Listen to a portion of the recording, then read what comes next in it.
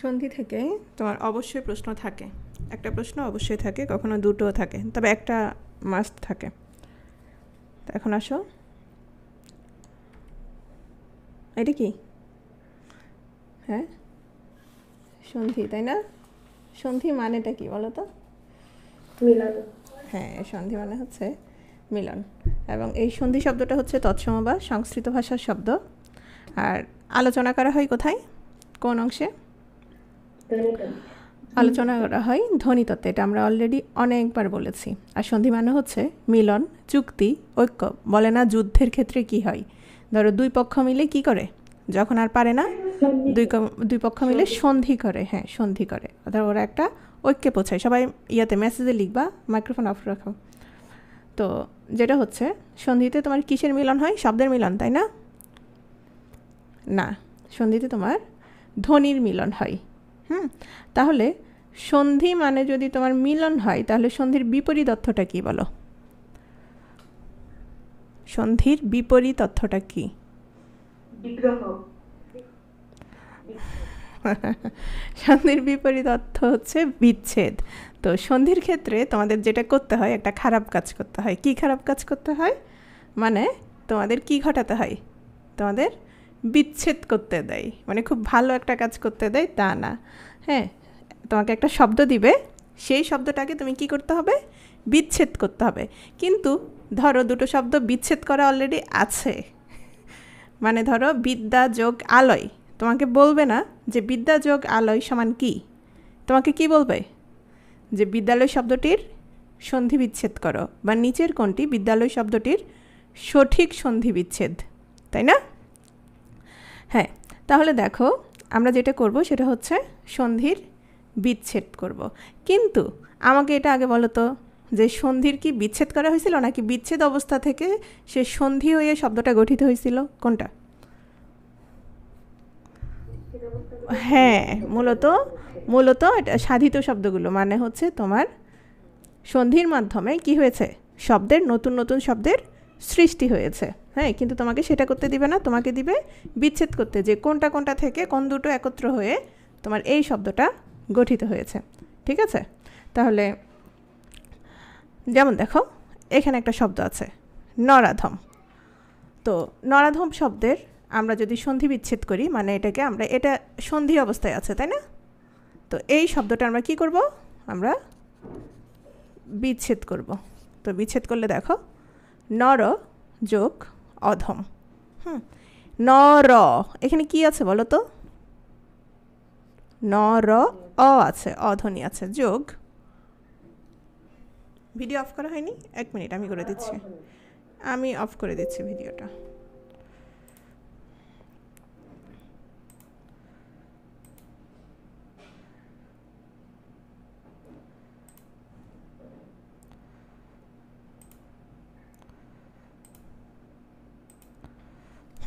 দেখো এখানে আছে অধ্বনি প্লাস অধম, এখানেও আছে অধ্বনি। এই দুটো মিলে এখানে কি হলো? এখানে যেটা হয়েছে সেটা হচ্ছে নরা ধম। তাহলে এই যে আটা কিন্তু ছিল না, তাহলে এ দুটো ধ্বনি মিলে হয়ে গেল কি? আধ্বনি। এবং শব্দটা হয়ে গেল নরাধম। তো সন্ধি দেখো, সন্ধি শব্দটার আমরা, সন্ধি নিজেই একটা সন্ধি সাধিত শব্দ, এটা হচ্ছে সংযোগ ধি, আর অর্থ হচ্ছে মিলন, সন্নিহিত দুটি ধ্বনির মিলন। নরাধম অলরেডি আমি আলোচনা করে ফেলেছি, আর দরকার নাই। তাহলে পাশাপাশি অবস্থিত দুটি ধ্বনি অ এবং অমিলিত হয়ে আ হলো। তাহলে আমরা বলবো পাশাপাশি অবস্থিত দুটি ধ্বনির মিলনকে সন্ধি বলে। সন্ধি আলোচনা করা হয় বাংলা ব্যাকরণের ধ্বনিতত্ত্বে, এই প্রশ্নটা একবার আসছিল। সন্ধি মূলত দুই প্রকার। হ্যাঁ, তো বর্তমান যে 9-10-এর বইটা দিয়েছে, সন্ধি খুবই ছোট করে দিয়েছে, তো ওটা পড়লে হবে না। তোমাদের আগের যে বইটা, কোন বইটা, নবম দশম শ্রেণীর মনির চৌধুরীর যে বইটা, ওটা থেকে তোমাদের বিস্তারিত পড়তে হবে। বর্তমান বইয়ে খুব ছোট আকারে দেওয়া হয়েছে, একেবারে সংক্ষিপ্ত করে দেওয়া হয়েছে। তো দেখো, সন্ধি মূলত দুই প্রকার, সেই দুটো হচ্ছে বাংলা শব্দের সন্ধি, তৎসম বা সংস্কৃত শব্দের সন্ধি। তো বাংলা শব্দের সন্ধি আর তৎসম বা সংস্কৃত শব্দের সন্ধি এটা তো বুঝে গেছো, মানে আমাদের ভাষায় তদ্ভব শব্দের সন্ধিগুলো আর হচ্ছে সংস্কৃত যে শব্দগুলো আছে ওগুলোর সন্ধি। এখন আসো, এই বাংলা শব্দের সন্ধি আবার তোমার দুই প্রকার। কি কি? স্বরসন্ধি এবং ব্যঞ্জন সন্ধি। কোন সন্ধিটা এখানে নেই? যেটা নেই সেটা আমরা এখানে পাচ্ছি। তৎসম বা সংস্কৃত শব্দের সন্ধি হচ্ছে স্বরসন্ধি, ব্যঞ্জন সন্ধি আর হচ্ছে বিসর্গ সন্ধি। তাহলে সন্ধি মূলত আমরা কত প্রকার পেয়েছি? লিখো, মূলত কত প্রকার পেয়েছি? মূলত পেয়েছি দুই প্রকার। হ্যাঁ, তিন না, দুই প্রকার পেয়েছি। ওই দুই প্রকারের মধ্যে বাংলা পেয়েছি দুই প্রকার, তৎসমও পেয়েছি তিন প্রকার। এখন আসো, সন্ধির যে মিলনগুলো হয় সেগুলো কিভাবে হয়। স্বরধ্বনির সাথে তোমার স্বরধ্বনি যখন মিলিত হবে তখন সেটা হচ্ছে স্বরসন্ধি। আর যতগুলো মানে ব্যঞ্জন ধ্বনি যদি তোমার থাকে, সেটা একবার থাকুক বা দুইবার থাকুক, যেটাই হোক না কেন, সেটা কি সন্ধি হবে? সেটা হচ্ছে তোমার ব্যঞ্জন সন্ধি। তাহলে যেমন একটা উদাহরণ দেখো, ধরো একটু আগে আমি একটা উদাহরণ দিয়েছিলাম, যেমন নরাধম বলেছিলাম। হ্যাঁ, তো যখন নরাধম বলেছিলাম তখন কিসের সাথে কি হয়েছিল বলো তো? অয়ের সাথে অ হয়েছিল, আ হয়েছিল। তাহলে এটি কি? এটা কি স্বরসন্ধি নাকি ব্যঞ্জন সন্ধি? এটা অবশ্যই স্বরসন্ধি, তাই না? আর যদি এমন হয় দেখো তো, ধরো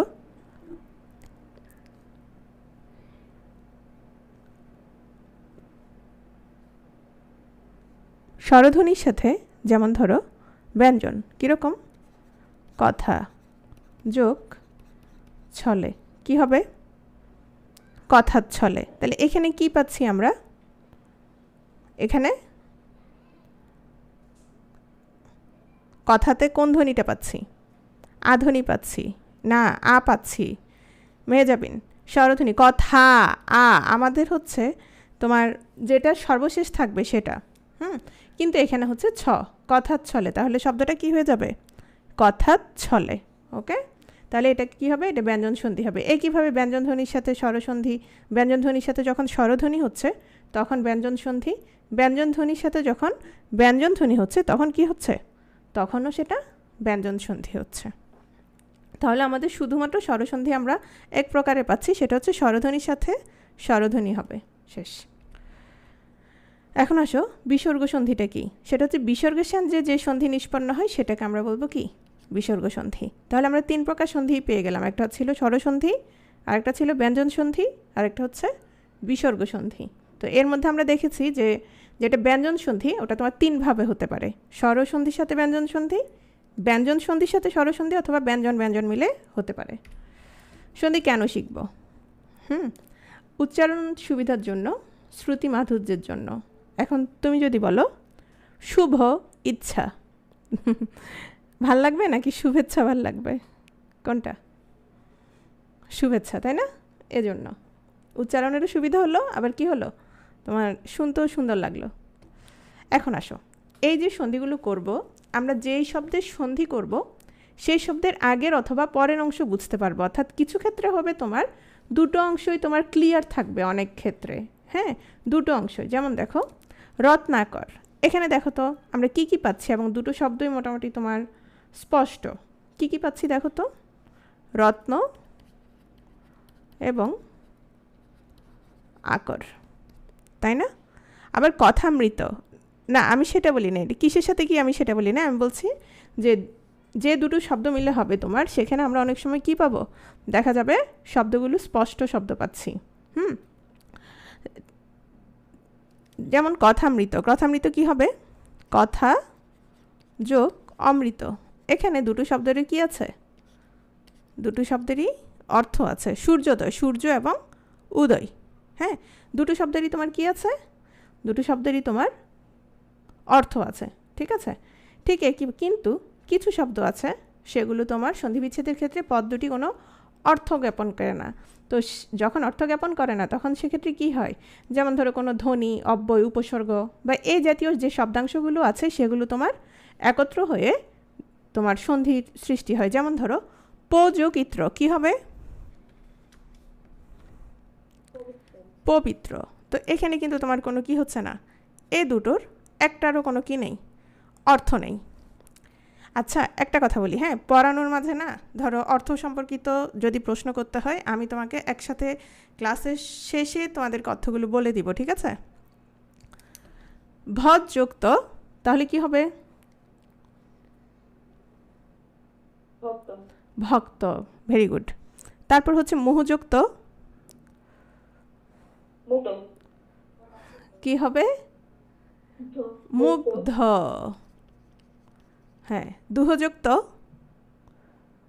দুগ্ধ।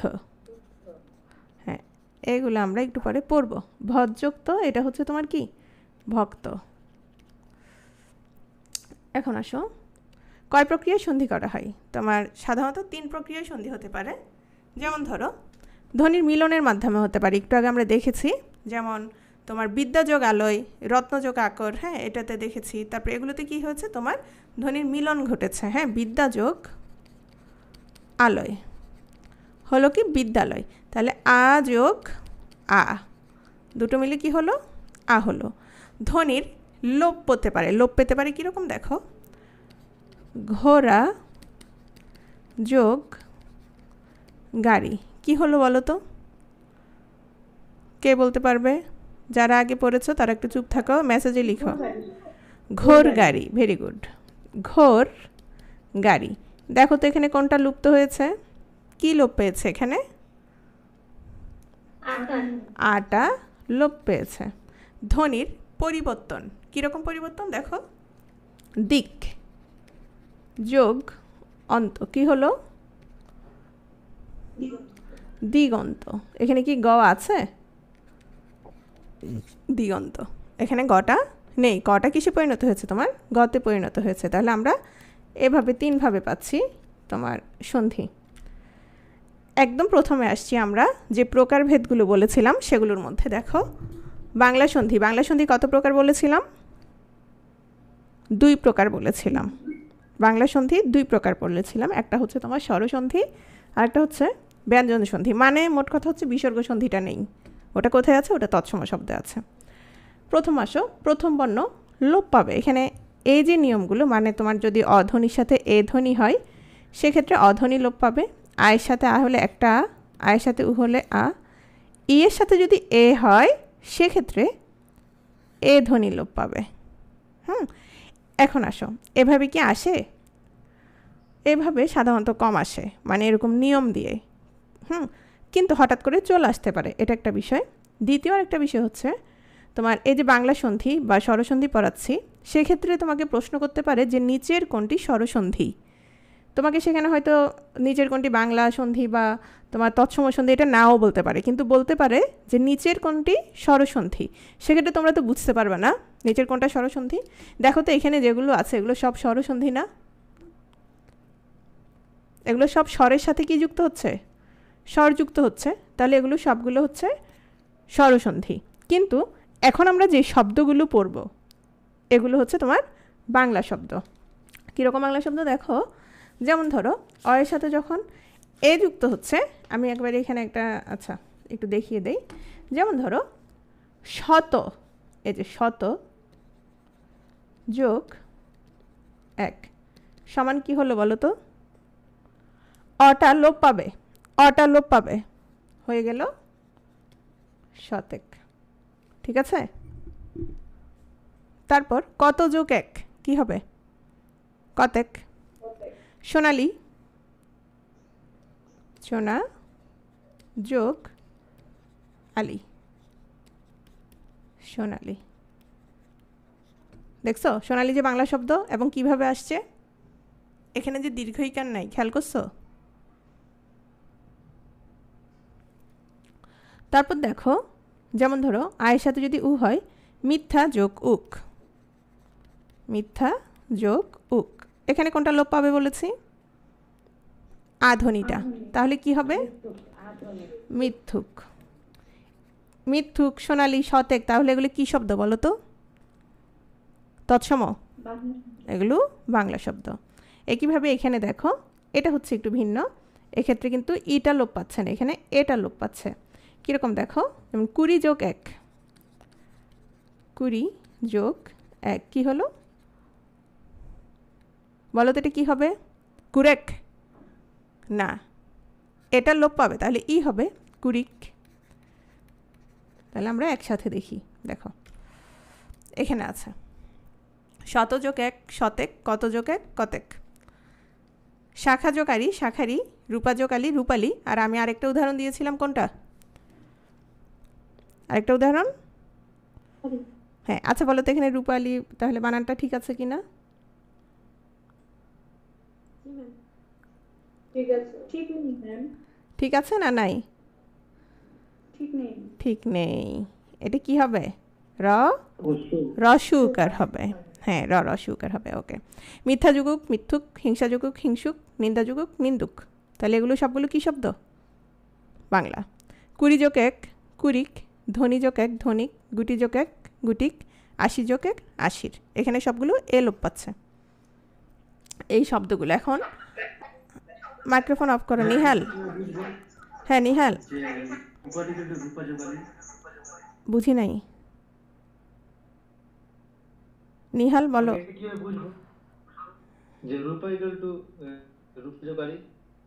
রূপা ইকুয়াল টু রূপা যোগ আলী মানে বুঝি নাই মানে ম্যাম রূপা ইকুয়াল মানে সমান সমান যে রূপা যোগ আলী হবে এটাই বুঝবো কিভাবে তুমি রূপালী সন্ধি বিচ্ছেদ করলে রূপার সাথে আলী যুক্ত হচ্ছে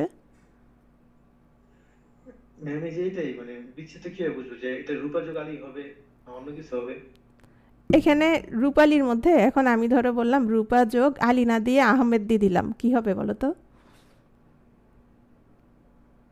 এটাতে সহজ কিন্তু যে মিথ্যা যোগ তুমি পড়বা এজন্যই তো পড়তেছো এখন আমার বাচ্চাকে যদি জিজ্ঞেস করি ও পারবে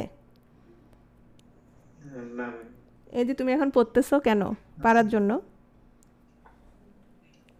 এখন ধরো এই যে মিথ্যা যোগ উক এখন আমি যদি বলি মিথ্যা যোগ আক কি হয়ে যাবে কি হবে তোমার কি মনে হয় হবে মিথ্যুক আচ্ছা এই যে মিথ্যুক আমি লিখলাম এখানে উ ধ্বনিটা আছে না বা নিন্দুক যে আমি লিখলাম উ ধ্বনিটা আছে না আছে কি না মিথ্যুক উক উক আছে না মিথ্যুক উক তাহলে উকটা লিখবা নিশ্চয়ই তুমি আক হবে না এটা একটু জাস্ট তুমি সেন্সটা খাটাবা আর কি এরপর আসো আচ্ছা ওকে তাহলে আমরা বাংলা স্বরধ্বনি আরও আছে কিন্তু বইতে যেহেতু এই অল্প কয়েকটা আছে তোমরা এই শব্দগুলি একটু মনে রাখবা কারণ বেশিরভাগ ক্ষেত্রে এই শব্দগুলো থেকে আসে যে নিচের কোনটি তোমার বাংলা স্বরসন্ধি ঠিক আছে এই শব্দগুলো মনে রাখবা একটু দেখে নিবা তবে এই জাতীয় প্রশ্ন কম আসে বেশিরভাগ ক্ষেত্রে আমাদের যেটা দেখা যায় সেটা হচ্ছে তোমাকে সন্ধি বিচ্ছেদ করতে দেয় বাংলা ব্যঞ্জন সন্ধির নিয়ম তারপরে আমরা প্রথম যে স্বরসন্ধি ওটার নিয়মটা পড়ে ফেলেছি এবং তোমরা অলরেডি দেখে ফেলেছো তাই না প্রথম অংশ লোপ পাবে পরের অংশ দিতে হবে আমি এখানে সবগুলো সংক্ষিপ্ত করে লিখেছি খেয়াল করো বিষয়টা হচ্ছে তোমার যখন অঘোষ এবং ঘোষ মানে তোমাকে শব্দটা দেয়া হবে তো অঘোষের সাথে যদি ঘোষ হয় খেয়াল করো তাহলে অঘোষটা কি হবে এখানে যে অঘোষ ধ্বনিটা সেটা কি হবে লোপ পাবে আর যেটা ঘোষ ধ্বনি আছে সেটা কি হবে দ্বিত্ব মানে দুইবার ডাবল হয়ে যাবে ঠিক আছে তাহলে এখন আসো অঘোষ ধ্বনি কোনগুলো ছিল মনে আছে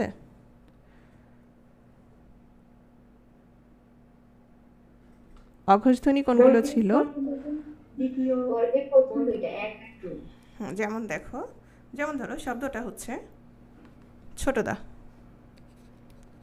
ছোট যোগ দা টঠ কি ছিল টঠ কি ছিল অঘোষ ছিল তাহলে টটা কি হবে বিলুপ্ত হবে আর এই যে দা এটা কি হয়ে যাবে দ্বিত্ব হবে ঠিক আছে তাহলে কি হয়ে যাবে ছোদ্দা হ্যাঁ সেখান থেকে ধ্বনি পরিবর্তনের মাধ্যমে হয়তো বা ছোড়দা মোট কথা শব্দটা হয়ে যাবে ছোড়দা এরপর আসো তবর্গীয় এবং চবর্গীয়র ক্ষেত্রে খেয়াল করো এটাও সেম এটার ক্ষেত্রে কি হবে তোমরা দেখো এটা এটা হচ্ছে তোমার তবর্গীয়টা কি হবে লোপ পাবে এবং পরের অংশ কি হবে পরের অংশ তোমার দ্বিত্ব হবে যেমন দেখো নাত জামাই নাত যোগ জামাই কি হবে বলো তো এই দুটো একত্র হয়ে? নাচ জামাই। তটা কি হয়ে যাবে? তটা ভ্যানিশ হয়ে যাবে, জটা ডাবল হবে, নাচ জামাই হবে না, শব্দটা হবে নাচ জামাই। তাহলে যদি আমাদেরকে নাচ জামাই, অর্থাৎ শব্দটা মূলত কি হচ্ছে? নাচ জামাই। তার মানে এখন থেকে তোমরা যখন নাতনির বিয়ে দিবা তাহলে নাচ জামাই বলবা না, কি বলবা? নাচ জামাই। হ্যাঁ, নাচ জামাই বলবা, ঠিক আছে, নাচ জামাই না। তাহলে একইভাবে তোমার যদি হয় বদ যোগ জাত, বজ্জাত, দেখছো কেন কিভাবে হয়েছে শব্দটা? বজ্জাত শব্দটা তাহলে কিভাবে হয়েছে দেখো, দধ, দধ কি তোমার? অঘোষ, অঘোষটা দধ কি? ভুলে গেছে তবর্গীয়, আমি বলছি অঘোষ বলছে। হ্যাঁ ম্যাম, দেখো এটা হচ্ছে তবর্গীয়, তথ দ। হ্যাঁ, তাহলে এই তবর্গীয় দটা কি হচ্ছে? ভ্যানিশ হচ্ছে। আর জটা কি হয়ে যাচ্ছে? জ হচ্ছে চবর্গীয়, চ ছ জ। ভিডিও দেখা যাচ্ছে না? তুমি একটু বের হয়ে আবার ঢুকো, আবার মিটিংয়ে ঢুকো, তাহলে এটা হয়ে যাচ্ছে বজ্জাত। এরকম আরও অনেক উদাহরণ আছে, যেমন ধরো 7 যোগ জন কি হয়ে যাবে বলো তো? 7 জন কি হবে? 7 জন, ঠিক আছে। তারপর হাত যোগ ছানি কি হবে? হাত যোগ ছানি, হাতছানি, হাতছানি। হ্যাঁ, তারপর আসো রয়ের সাথে যদি ব্যঞ্জন, মানে রয়ের পরে যদি অন্য ব্যঞ্জন ধ্বনি থাকলে তোমার রটা কি হয়ে যাবে? রটা বিলুপ্ত হবে, আর যে ব্যঞ্জনটা আছে সেটা তোমার দিতে হবে। যেমন আসো আর যোগ না কি হবে? রটা কি হবে? রটা বিলুপ্ত হবে, পরের অংশ দিতে হবে, আর না। একইভাবে ধর না কি হবে? ধর যোগ না, ধর না। তারপর হচ্ছে ধরো দূর যোগ ছাই কি হবে বলো তো? দূর যোগ ছাই, দুধ ছাই, দুধ ছাই। 4 যোগ দিন কি হবে? 4 দিন, ঠিক আছে। 4 যোগ টি, 4 কোথায় লিখবা আছে? এখানে লিখি, 4 যোগ টি, রটা চলে যাবে, কি হয়ে যাবে? 4টি। এই স্লাইডটা বুঝছো সবাই?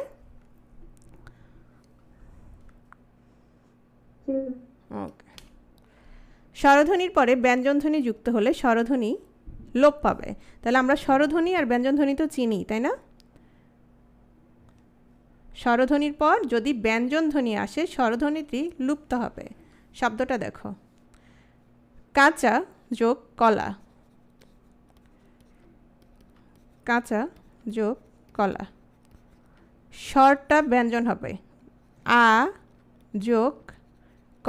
আচ্ছা, তোমাদের এখানে মনে হতে পারে যে কলার মধ্যে তো অ আছে, অটা কি ক এর পরে আসে না আগে আসে? অক না ক? পরে আসে। তাহলে সন্ধিটা কার সাথে হচ্ছে? ক এর সাথে না অর সাথে? যেটা প্রথমে থাকবে সেটার সাথে হচ্ছে, তাই না? বুঝছো? মানে হচ্ছে এই যোগটা, এই যোগ যে হচ্ছে কার সাথে হচ্ছে? এই এখানে যে ধ্বনিটা বা শব্দটা থাকবে সেটা শেষে যেটা থাকবে আর পরের শব্দের প্রথমে যেটা থাকবে। বুঝছো বিষয়টা? বিষয়টা বুঝছো? আরেকবার বলি, দেখো, নর যোগ অধম, এখানে কার সাথে হচ্ছে? নরয়ের শেষে যে থাকে। তাহলে নরয়ের শেষে কি আছে? র আছে না অ আছে? নর, অ আছে। আর এখানে শুরুতে যেটা আছে, এখানে শুরুতে কে আছে? এখনও আছে। কিন্তু আমি যদি বলি ক, আমি যদি বলি ক ক ক, তাহলে ক আগে না অ আগে? ক আগে না অ আগে? ক আগে, তাই না? ক, ক আগে। হ্যাঁ, তাহলে এই অ এর সাথে তখন কার সাথে হবে? ক এর সাথে হবে। বুঝছো বিষয়টা? হ্যাঁ, তাহলে এখানে কার সাথে হচ্ছে? এখানে ক এর সাথে হচ্ছে। তাহলে দেখো কি হচ্ছে, স্বরধ্বনির পরে ব্যঞ্জনধ্বনি যুক্ত হলে স্বরধ্বনিটা লোপ পাবে। তাহলে আ ধ্বনিটা লোপ পাচ্ছে, তাহলে কাঁচা কলা সমান কি হবে সন্ধি হয়ে? কাঁচকলা। তার মানে আমরা এখন থেকে কাঁচা কলা বলবো না। হ্যাঁ, কি বলবো? কাঁচকলা কখন খাইতে হয়? পেট খারাপ হলে। আর যখন তোমার পেট বেশি ভর্তি হয়ে যায় তখন কি খেতে হয় জানো? এই যে আদা, আদা কাঁচকলা। কেন বলে জানো আদা কাঁচকলা কি বলো তো এরা দুজন? আদা কাঁচকলায় শত্রু বলা হয়, তাই না? আদা কাঁচকলা মানে কি? শত্রু। কেন বলে জানো? কারণ হচ্ছে হ্যাঁ, আদাটা হচ্ছে তোমার দ্রুত কি করবে? হজম করাবে। আর কাঁচকলাটা তোমার কি করবে? সে পেটটা আরও শক্ত করবে, যার কারণে দুইটার বিপরীতমুখী কাজ। আচ্ছা যাই হোক, এসব পড়াইলে লাভ নাই, বাগধারার মধ্যে পড়ানো যাবে। তো দেখো কাঁচকলা তাহলে হয়ে যাচ্ছে কি কাঁচকলা। তো এরকম বাকি আরও দু একটা দেখো, যেমন ধরো তোমার ধরো মিশিকাল। হ্যাঁ, মিশি যোগ কাল কি হবে বলো তো তাহলে? মিশি, ইটা পরে আছে, মিশকালো। মিশকাল। হ্যাঁ, তারপরে ঘোড়া দৌড় বলেছিলাম না, সেখানে কি হবে? বা ঘোড়া যোগ গাড়ি কি হবে? ঘোড় গাড়ি। ঠিক আছে। ধরো বেশি যোগ কম, বেশি যোগ কম কি হবে বলো তো? বেশি, বেশ কম। হ্যাঁ, বলে না বেশ কম আছে, বেশ কম মানে বুঝছো, মানে বেশি কম আছে। তারপর হ্যাঁ, নাতি বউ, নাতি যোগ বউ, এটা হচ্ছে নাতবো। নাতি এটা চলে গেছে, বুঝছো? এটা ঘুম আসছে কারো? মাত্র 2টা স্লাইড আছে, এরকম আরো অনেক অসংখ্য স্লাইড আছে। এটা আসো। হ্যাঁ হ্যাঁ হ্যাঁ, আজকেই পড়াবো। দেখো সমস্যা হবে না, খেয়াল করতে পারবা, খেয়াল করো। প এর পরে চ এবং স এর পরে যদি ত আসে, খেয়াল করো, প এর পরে হচ্ছে তোমার কি আসবে? স এর পরে যদি ত, আর প এর পরে তোমার কি আসবে?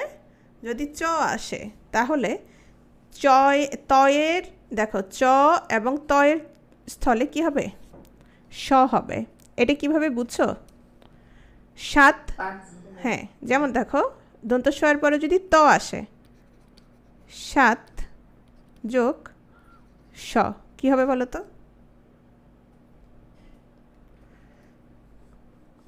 তাহলে এই তয়ের স্থলে কি হবে?